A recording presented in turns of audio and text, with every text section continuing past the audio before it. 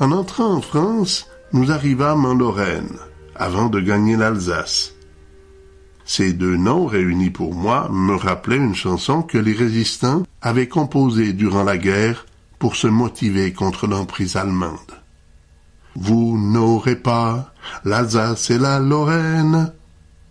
Cela me faisait prendre conscience que toutes les régions que nous avions traversées ce jour-là en auraient eu long à dire sur leur histoire, si elles avaient pu parler. Aux environs de 18 heures, nous n'étions plus très loin de la frontière suisse. Et c'est dans une petite ville alsacienne que nous prîmes notre repas du soir. Je profitais de cette ultime halte pour prévenir mes parents par téléphone de notre arrivée quelques heures plus tard. C'est finalement à 22 heures que nous arrivâmes à Yverdon-les-Bains. Après 13 heures de route, nous avions parcouru environ 1000 kilomètres. Nous avions déjeuné en Belgique, dîné au Luxembourg, soupé en Alsace, et nous nous apprêtions à dormir en Suisse. Ces statistiques nous laissaient songeurs. Au Québec, en 13 heures, nous aurions couvert 1300 kilomètres sans même avoir quitté la province. J'étais à la fois fier et heureux de retrouver mes parents. Fier d'avoir été capable de réaliser tout ce déplacement en sol inconnu, car c'était effectivement pour moi une première, et heureux, car je retrouvais les deux êtres que j'aimais le plus au monde. 2 jours après notre arrivée, nous eûmes la visite de Nicole et Roland Burdet. Nicole semblait très heureuse de son existence en terre helvétique. La Gaspésienne de Sainte-Anne-des-Monts ne semblait pas trop dépaysée entre les Alpes et le Jura. Ce soir-là, pour sortir de la banalité, nous fîmes une mini-croisière sur le lac de Neuchâtel. Alors que notre bateau partait en direction de Neuchâtel, nous descendîmes à la salle à manger pour y prendre notre repas du soir. Sur la voie du retour, quelques heures plus tard, un film amateur fut projeté sur le pont supérieur. La température était très agréable, et cette modeste croisière fut un succès en guise de retrouvailles. Lorsqu'il créa la terre, le Seigneur donna aux régions de chaque pays certaines richesses naturelles, toutes différentes les unes des autres. Lorsqu'il décida de donner naissance à la Gruyère, il y déposa une terre si riche que les vaches, qui devaient se nourrir de son herbe, allaient produire l'un des meilleurs laits existants sur terre. Et ce fut grâce à cela que cette région allait produire l'un des fromages les plus connus au monde. Dans la vallée de la Broye, à Aigné plus précisément, il fit jaillir une source d'eau gazeuse, dont la saveur et même les propriétés médicinales ont rapporté des milliards de francs à son usine de mise en bouteille. À Yverdon-les-Bains, tout comme à Loèche-les-Bains et Lavey-les-Bains, ce fut de l'eau riche en soufre, redonnant la santé et le bien-être aux gens malades. Dans certaines régions bien spécifiques de Suisse, de France et d'Italie, la qualité du sol mariée au soleil donne les vins parmi les meilleurs au monde. Si l'Afrique est connue pour ses mines de diamants, le Canada pour ses mines d'or et la Belgique pour ses mines de charbon, la Suisse, elle aussi, possède une richesse au cœur des montagnes, des mines de sel. Il y a de cela plusieurs décennies, un berger qui gardait ses chèvres proche d'un petit village au-dessus de la ville de B, s'aperçut que ses chèvres passaient leur temps auprès d'un rocher. Il n'y a rien là de phénoménal et c'est tout à fait normal. Mais si les bêtes semblaient attirées par ce rocher, c'était bel et bien parce qu'elles le trouvaient à leur goût. Comme elles passaient leur temps à lécher la roche, le berger s'en approcha lui aussi et découvrit soudain que cette partie de la montagne était composée en grande partie de sel. Et quelque temps plus tard, la ville de B devenait une ville minière, inaugurant les salines de B.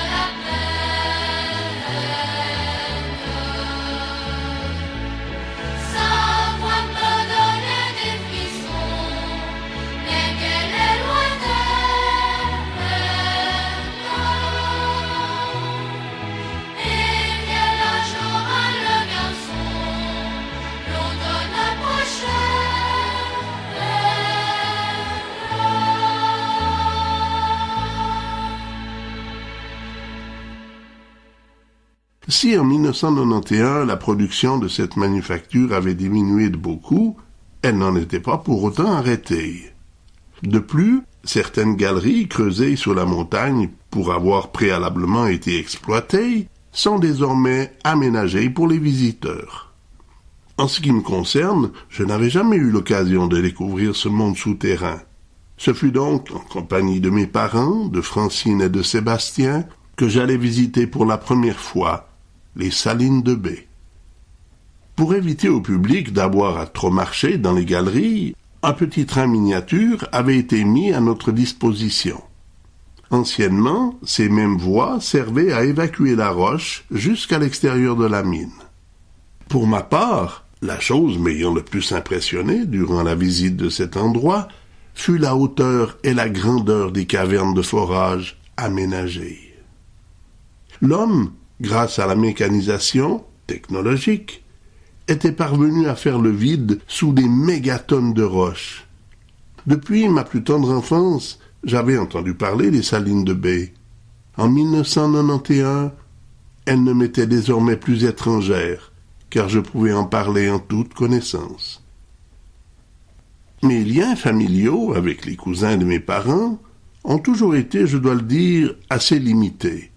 Mais en 1991, les circonstances allaient me faire connaître l'un des cousins les plus proches de ma main, Pierre Marchand. Pierre avait épousé Trudy, une femme très agréable, originaire de la vallée de l'Oberland bernois, dont il eut 4 enfants. Si les deux aînés avaient quitté la maison familiale depuis déjà bien des années et vivaient en Suisse allemande, Fabienne et Pierre-Olivier, les deux plus jeunes, eux, vivaient encore chez leurs parents. Natif et bon citoyen de Sainte-Croix, Pierre Marchand avait tout de même quitté sa ville à une certaine période pour aller s'établir dans le canton du Valais afin d'y gérer une laiterie. Mais après avoir passé quelques années loin de son Jura natal, la famille Marchand revint s'établir à Sainte-Croix. La ville de Sainte-Croix avait vu une économie grandement diminuée après la fermeture des usines Paillard. Si à ce moment-là, l'ordinateur n'était peut-être pas encore indispensable pour chaque employé de bureau, en revanche, les machines à écrire et les calculatrices, elles, étaient tout de même en grande perte de vitesse. Raison pour laquelle la ville de Sainte-Croix perdit son plus gros employeur et son plus gros atout.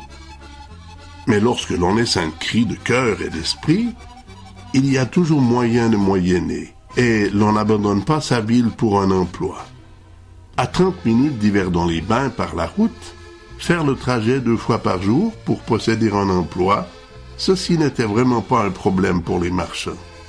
Ainsi donc, Trudy, Fabienne et Pierre furent engagés par ce géant des magasins généraux, la Migros, au centre-ville d'Yverdon-les-Bains.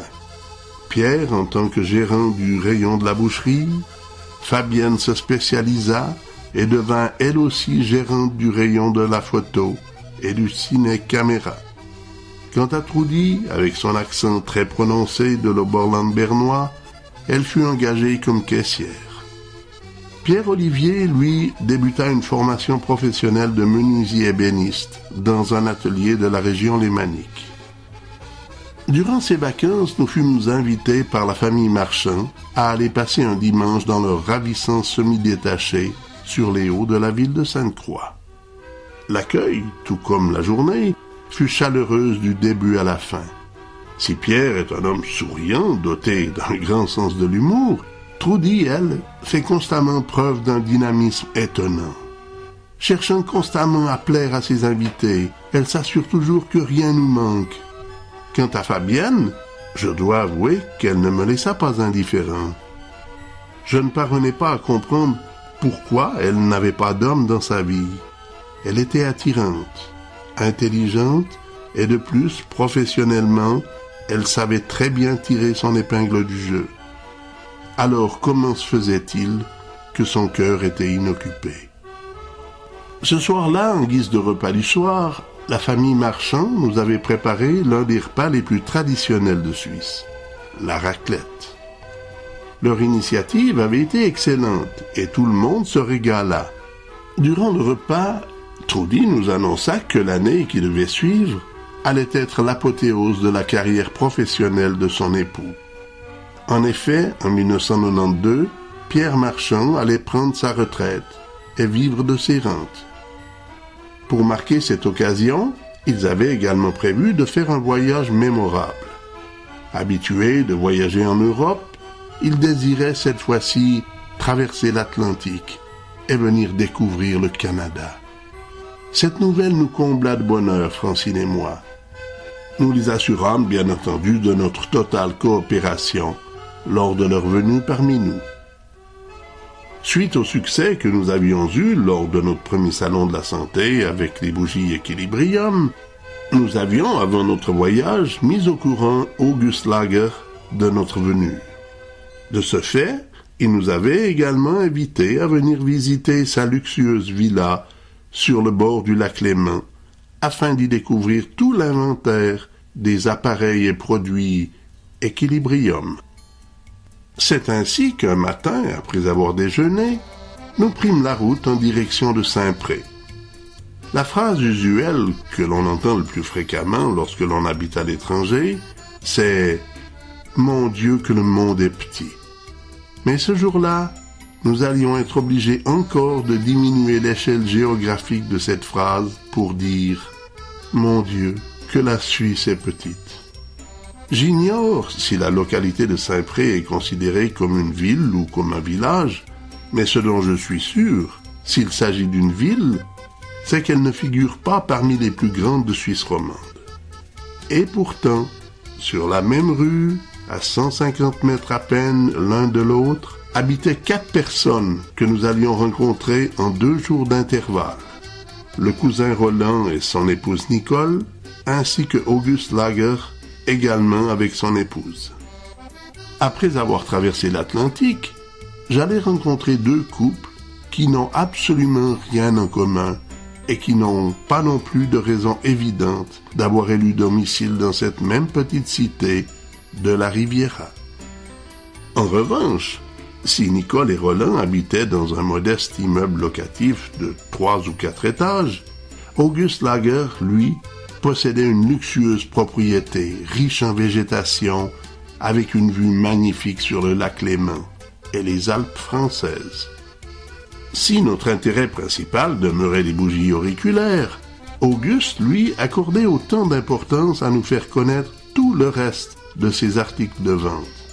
Le premier appareil dont il nous présentait, et non des moindres, était une table magnétique qui avait le pouvoir, lorsque l'on était muni d'un gant compatible, de détecter sur quelle partie du corps un déséquilibre biologique avait lieu. Ensuite, grâce à ce gant et au pouvoir magnétique, Par simple imposition, nous avions la possibilité de rééquilibrer le débalancement en question et ainsi redonner à la personne son plein potentiel énergétique. Coût de cet appareil, plus de 20 000 francs suisses.